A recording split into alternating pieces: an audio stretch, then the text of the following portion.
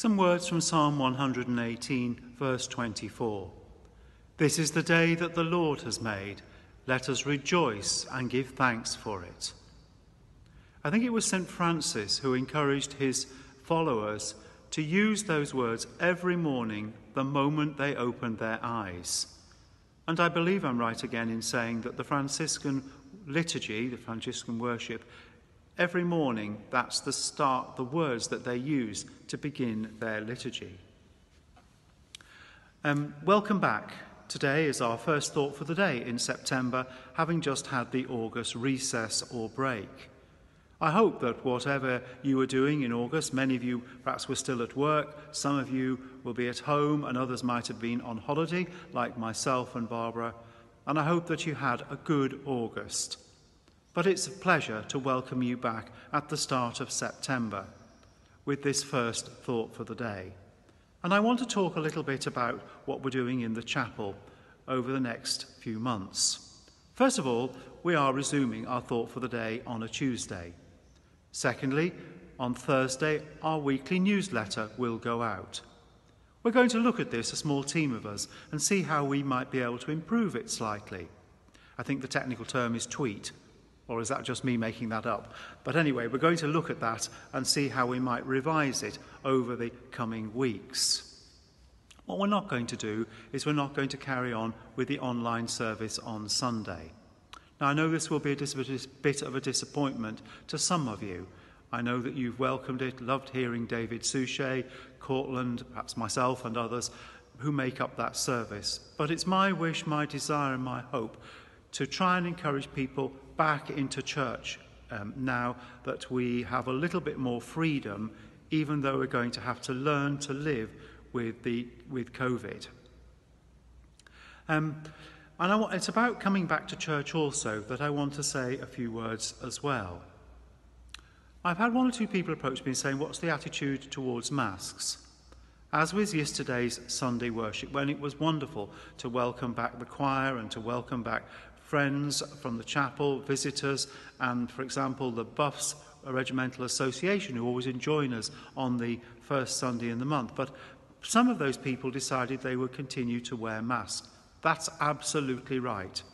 If you would feel more comfortable in coming to church and wearing a mask, please do so. If in coming to church you'd also feel more comfortable if you could keep a little bit more distance from the main body of the church, then on the north side of the chapel, that's behind where Christian plays the organ, that whole side of the chapel, we've not put the chairs back in again. We've kept them the distance that we've kept through the last few months to allow people to maintain just a little bit more distance. And on the last Sunday of the month, when the main service here will be Holy Communion, along with the rest of the church, or with the majority of the rest of the Church of England, we're going to continue to receive communion in only one kind. In other words, people will receive the wafer. We're not going to resume distributing the chalice around and the wine. I think that's a sensible decision just for the time being while we work our way through the next few months. So newsletter, thought for the day, a hopefully sensible Christianity in the chapel where we all look after each other and care for each other, respect each other. And finally, on that note of the chapel, can I ask you when you're leaving the chapel not to bunch up, but to perhaps allow a little bit more time for people to leave the chapel so that they maintain a little bit more distance. That will make some people just feel more comfortable. You can always chat to folk when you leave the chapel, when you're outside. So, sensible Christianity. Finally, I'd like to encourage you to continue to pray for all those people who are mentioned on our sick list in the newsletter and whose names you may well pick up on a Sunday when you come to church. I really know that those people value your prayers, mine and yours. Some of the people on our list have been on for a long time, some of them are on for a very short time. A few of them are very seriously ill, and I know that they value the prayers of the church. They value ours. So please can I encourage you to do that. This is the day that the Lord has made.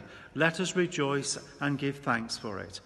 I feel very thankful this morning as I record this, as we had our worship yesterday, and as life returns to normal. Wedding on Saturday, lovely wedding on Saturday, another wedding this coming Saturday, not only the service on Sunday, but a baptism on Sunday as well. The life of the church is resuming, and I want to encourage you to know that we will be safe here, and I look forward to worshipping God with each and every one of you. This is the day that the Lord has made. Let us rejoice and be thankful.